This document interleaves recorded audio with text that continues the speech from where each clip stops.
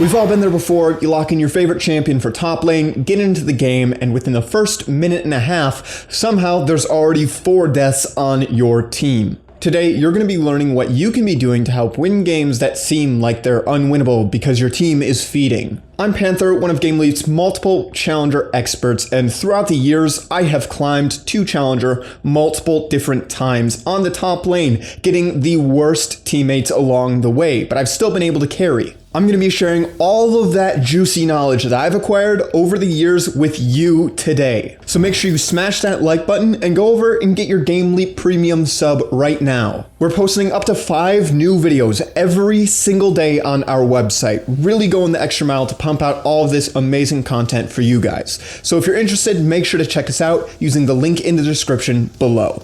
All right, so the first thing we need to do is we need to establish a play style. This is a play style, right? It's not any specific tips or tricks or whatever. Do this in this scenario. This is a play style and you need to stick to it. If you aren't sticking to it throughout the entirety of the game, then again, it's gonna be a lot harder for you to carry that 0-10 bot lane. So what's the main idea? We want to be the main carry, right? So because of this, we want to dominate our lane and extend our lead through top lane. Make the enemy team respond to us. That way, all of the pressure is on us. Your bot lane's struggling down there. So you know what? You're gonna do them a favor and you're going to handle all of the pressure. Sounds tantalizing, right? Well, let's not get too ahead of ourselves, right? We need to first set up so that we can actually draw this pressure. If we're not winning our lane, nobody's gonna care to even come top lane. Because of this, the first thing you need to do is you need to take control of the wave. Remember, top lane revolves around wave control. If you control the wave, you get to decide when to trade and when to play safe. It makes you impossible to gank, and with minions on your side, you should win any matchup, even if it's pretty bad for you. The specifics of what you're actually going to do with the wave is going to vary depending on the matchup, but generally you're going to want to trade on large minion waves of yourselves, so when you create slow pushes, and during moments of vulnerability. For example, if you just used flash to kill the enemy top laner, you're going to want to freeze. Always think, do I want to play safe? Do I want to deny EXP? Do I want to fight? Do I want to dive? And then once you've determined what it is you actually want to do in your lane, then figure out what you need the wave to do to help you win that objective. If your goal is to dive, set up a slow push, start poking the enemy champion down little by little, and then when you crash 2 waves into the enemy tower, you can perform that dive. You know, if your jungler's there, even more power to you, but you can solo dive if you set up properly. It's gonna take some time, but you can definitely do it. If you just burn your flash getting a solo kill top lane and you don't have your ultimate, you don't have flash, maybe you don't have ignite or ghost, then it's maybe best to just sit close to your tower freezing until your important abilities come off cooldown. This could be ghost, flash, ulti, ignite, anything. We want to exhibit aggression, but it needs to be controlled aggression.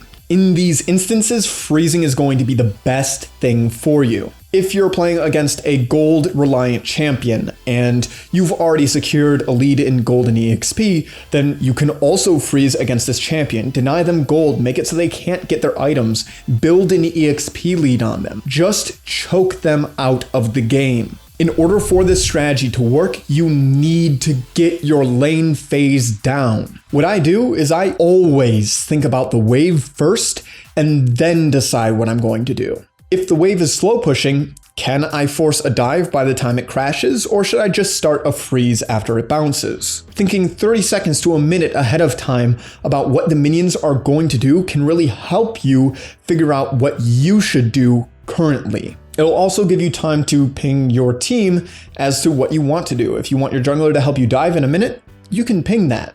Now, I don't want to get too caught up on wave management. The main point, you just want to dominate your lane. The best way to do that is by managing your waves properly. Know how to extend a lead through top lane, especially in the early game. We want to continue to secure and extend our lead until tower plates fall. Remember that tower plates are the thing that keeps the lane phase going for the longest, which means it's going to be your safety and fallback mechanic. In most scenarios, you don't need to worry about your bot lane being completely forced out of lane before tower plates fall. Yes, it's going to happen in some of your games, but in a lot of your games, even if they've died a lot, tower plates are going to help keep the tower alive for longer. Usually this is going to give you at least 10 minutes to generate a lead of your own in the top lane. It's pretty rare for tower to fall before 10 minutes, and while it does happen, some of these games are just too snowbally for you to do anything about. Remember, 10 minutes is the time limit you're giving yourself to create that lead and start exerting pressure. For these first 10 minutes, you're always thinking about what's going to give you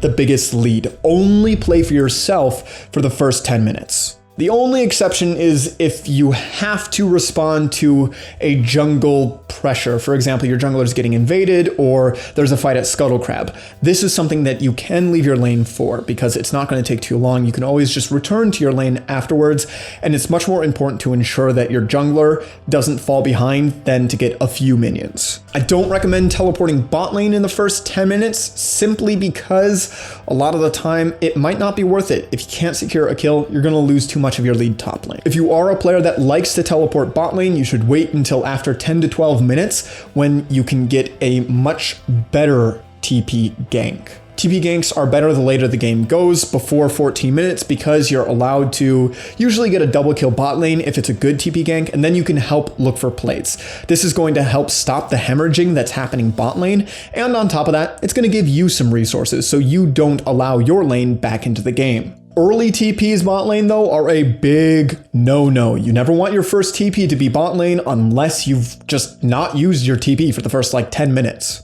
All right, so it's anywhere from 10 to 14 minutes and the bot lane tower has fallen. What do you do at this point? Well, one of three things are going to happen. Either bot lane's going to continue pushing bot lane lane's going to swap to mid, or bot lane's going to swap to top. And there's different reactions for all of these different plays. If bot lane continues pushing bot lane after taking the tower, then it is completely okay for you to leave your lane at this point and roam on that bot lane. You want to force them out of that bot lane. You want to get them mid if you can, but if not, having them top lane is also not the worst case scenario. If the enemy bot lane swaps mid lane, then that's completely okay. That's just going to stall out the game a little bit longer and give you a longer opportunity to continue building your lead. At this point, it's a race against the clock. You need to get as large of a lead as possible by the time it's time for you to start pressuring the side lane and split pushing or grouping. If the enemy team starts grouping, it means you need to start exerting pressure. So this is something you don't want to happen. Having the enemy bot lane swap to mid is really, really good for you as a top laner because it means that you have another one of those outer towers that's completely okay to let fall. It's not super important who deals with this wave. It could be your bot lane, it could be your mid lane. As long as they're just clearing the minions and staying alive, that's the only thing that's important. You can even let your mid tier 2 fall. It's completely fine to do this and continue extending your lead as long as your inhibitor tower is not at threat. Now, at some point, the enemy team is going to group with their lead and try to force an objective that is very important that you're going to want to stop from happening. The first could be third dragon, the second could be Rift Herald, and the third could be Inhibitor Tower somewhere, either mid lane or bot lane. These three objectives are the hardest to defend against at this point in the game because there's no real way for you to stop it from happening by grouping. The only way that you can stop something from happening is by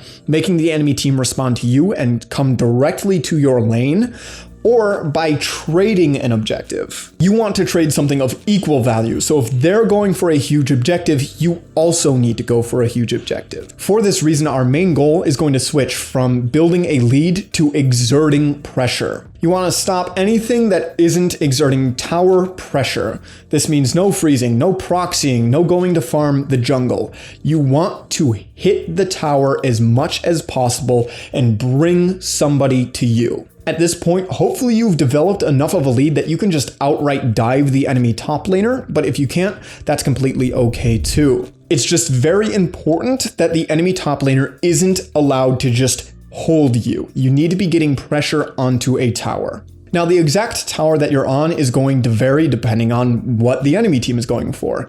Typically, you want to be on the opposite side of the map that the enemy team is grouped on. This makes it so if they do send somebody back for a 2v1 in your lane, your team is going to have the numbers advantage at that objective. There's no way they can walk two people all the way across the map to get there in time.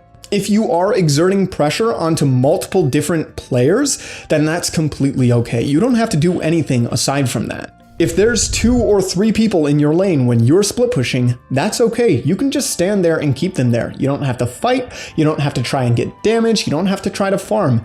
Just exert pressure. Just be there. At this point, the only thing that's important is you surviving. What I like to do when there are multiple people in my lane when I'm split pushing is I like to get deep wards in the enemy jungle. This is going to be very dangerous to do, however, if you don't have vision of the other 3 or 4 members of the enemy team. So if you don't know where everyone is, don't ward. It's better to just wait until you do know where everyone is. Now, if you've played well enough in the early game, then you should have plenty of a lead and you should have a few towers at this point.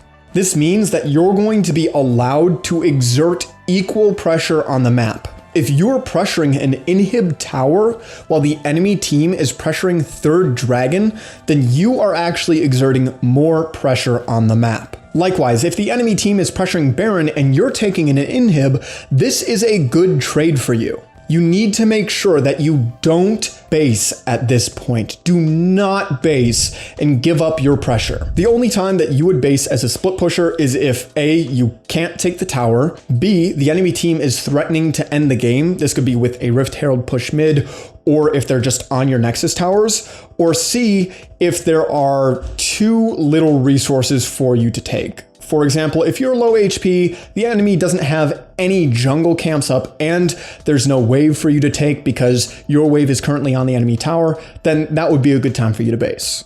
Remember that the enemy team can't just group as 4 early on into the game for the entire game. This just doesn't work. They're going to stall the game too much, and that's going to give you time to shine.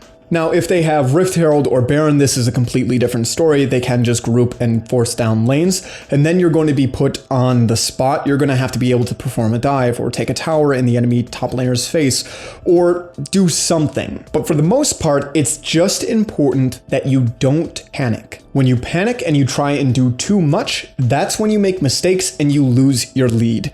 You need to make sure that you're playing well. All the pressure is going to be on you, but if you play it right, you're going to be fine. Take what you can get, and that's it. Try to force somebody to your lane. If they won't come, then that's fine. Just keep taking towers while you can. Chip away at them every time you crash a wave into them, and then finally take them when you're able to. The only way that you throw from this point is if you group with your team when you shouldn't, or if you panic and you try and take something that you're not able to take at that point. This could either be a tower or a fight. All right, so we've established that if they don't send an additional person top lane for you, then you're just going to slowly take towers. And if they do send an additional person top lane for you, then you're just going to back off and let your team do what they can do with the numbers advantage. Okay, so what if you're in the scenario where the enemy team is allowed to send 2 players to you and your team loses 4 versus 3? In this case, you're forced into 2 scenarios. The first would be you fighting 1 versus 2 and trying to win and then continue taking towers. The second would be you teleport flanking the 3 members of the enemy team that are grouped and try performing a 5v3. Even if the enemy top laner follows you with teleport, whoever roamed is not going to be able to follow as well in most scenarios. This means that even if both top laners use their teleport, most of the time you're still going to have a numbers advantage. And on top of that, you should have a lead on the enemy top laner, meaning you should be able to win this fight. Now again, if the game is cursed and the enemy bot lane has 20 kills, then sometimes you can't do anything. But the only thing you can do is try to make the right play. Alright, so what if worst case scenario happens? The enemy team has Baron, they're trying to end the game, there's no chance that you could possibly win a 5v5. What do we do now? Well, in this scenario, if there's no way for you to win the 5v5, sometimes it's just best to go for the hero play. Ask your team to hold out for as long as they can while you try to split push and backdoor the Nexus. This is a strategy that works for a few different reasons. First of all, a lot of people do overestimate their ability to close out a game. And second of all, people really like to mess around and go for kills. Instead of focusing on ending the game, they want to kill your team in the Nexus. And if they mess up and they die to the Nexus, then suddenly you're pushing down their Nexus for free and nobody's there to defend it. Worst case scenario, you just push. If the enemy top laner is there, you dive them. If you die, game's over. There's nothing you could have done about it. If you kill them and take the tower, you still have a chance to win. Your team probably won't be happy with you, but if you've assessed at this point that there's no way to win 5v5, then the best thing that you can do for the win is to just split push and try to end the game with a backdoor. I've used this split push strategy to win games that looked completely unwinnable. Games where people were calling for a 15-minute forfeit. I would just shut up, mute everybody, play my heart out, crush the lane phase, roam into the enemy jungle, steal away resources, get as much of a lead as possible, and play the game 1 vs 2, 1 vs 3 from top lane. Some games are going to be completely unwinnable, but some games, by using this strategy, you're going to completely top gap the enemy team. Now, of course, one thing that I did fail to mention earlier is the fact that this strategy only works with carry champions. I don't want to see anybody split pushing and trying to backdoor with Maokai. That's a terrible idea. It only works with carry champions. If you enjoyed this video, make sure to leave a like and subscribe. And if you want more content, you can definitely check out our website, GameLeap.com. We've got hundreds of guides, all done by challenger players, sorted into a quick and easy to use courses system. We have courses both on the 5 fundamental roles as well as champion specific courses. So if that is something that interests you, make sure to check it out using the link in the description below. As always, I'm Panther. I hope you learned something valuable, and I will see you in the next one.